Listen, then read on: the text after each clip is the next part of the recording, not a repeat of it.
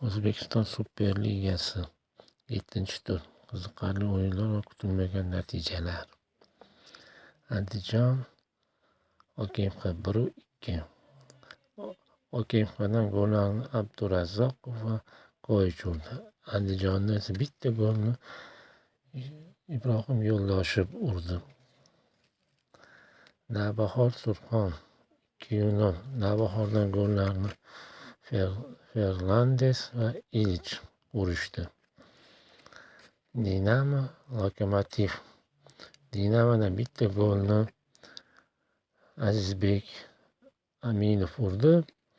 Lokomotivda Abduxoliqov ikkita gol bilan Lokomotiv ishonchli g'alabasini ta'minladi. 7-turda qaysi o'yin eng yaxshi o'yin bo'ldi? Kommentariyada yozib ketinglar. Obuna bo'lishni, layk bosishni unutmanglar. Rahmat.